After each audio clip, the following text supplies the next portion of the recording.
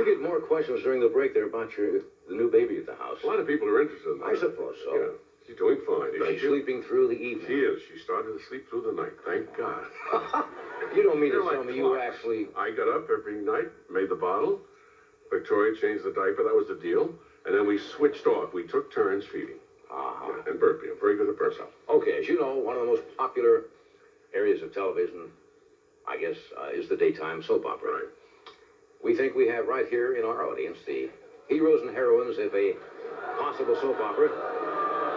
Now, we use the mythical town of Sludge Falls. So, unbeknownst to them, we now present members of our studio audience live in the late-night soap opera drama, The Edge of Wetness. Yes, sir. Welcome to The Edge of Wetness.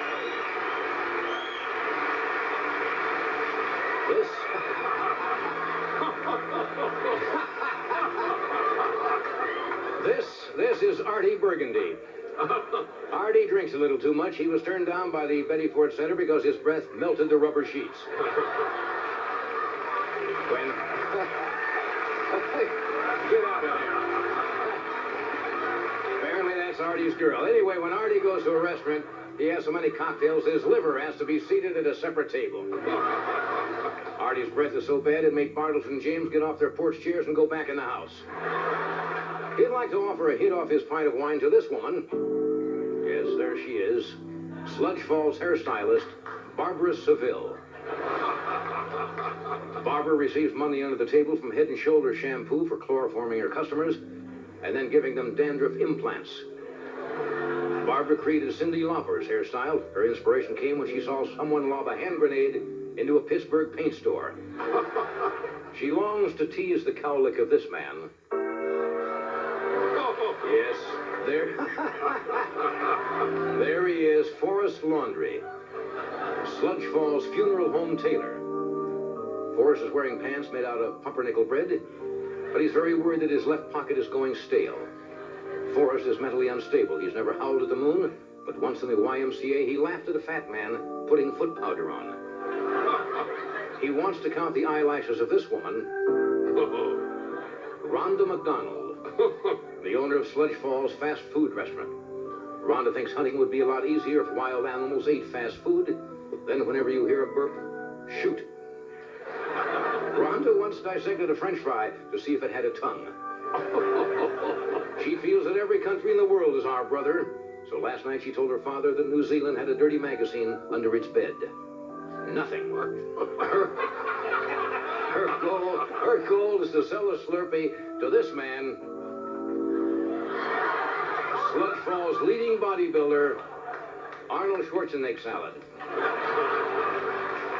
Yes, that's right. Arnold's taken so many steroids that Brahma bulls will often suck on his sweatshirt before a big date.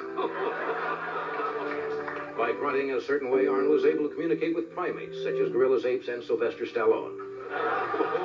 He'd love to perspire alongside this woman. Yes, there she is, Sludge Falls leading dealer. Sludge Falls leading dealer of imported cars, Hoka Honda. All of her cars come with a warranty. They're good for 5 miles or 50,000 years, whichever comes first. She's recently patented a method of stopping nosebleeds using an airline vacuum cleaner. Nothing. She'd like to lay rubber with this man. Okay. There he is. Sludge Falls commercial fisherman, Mr. Paul. Most women won't date Mr. Paul because he insists on hanging them upside down on a scale and having his picture taken standing next to them. Last week, Mr. Paul glued 900 fish heads to his bedroom Venetian blinds, then told the police he was being spied on by peeping Toms. Nothing.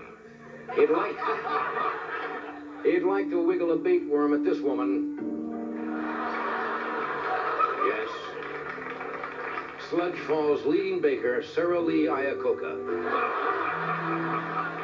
All of Sarah's employees are pirates. She uses their pig legs to punch holes in the donuts. Sarah is disappointed that there are so few love songs about vermin. Nothing. She breaks out in poppy seeds whenever she sees this man, right. You're right, friends. The shyest guy in Sledge Falls, Miles Standoffish. Miles will no longer get dressed in front of his TV set. He said yesterday morning Joan London pointed at him and laughed. Miles suffered from low self-esteem. When he was a baby, his mother discouraged him from breastfeeding by making him pay a $5 cover charge. He once had an anxiety attack over this woman. Yes. There she is. You all know her, friends. Ursula Undertow.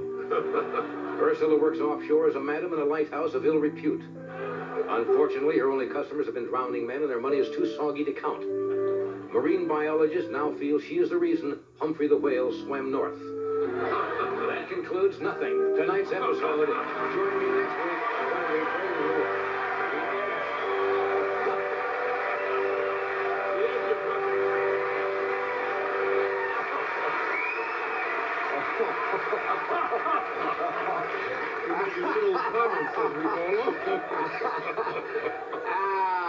Nothing. Okay.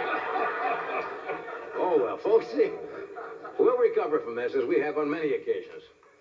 We have with us tonight in just a moment. Fred is calling for the paramedics now. Father Guido Sarducci will join us in a moment. Then we have Gene Siskel. I pronounced Roger's last name wrong. It's Ebert, right? Ebert? Ebert? I said Ebert, and it's Ebert. Ebert. Yes, it is. I'm sorry about that, Roger. And he may not come out now. Maybe just Siskel. Maybe sulking in the back. Siskel, I got right. And Robin Barnett. And we'll be back in a moment to repeat the bit we just did.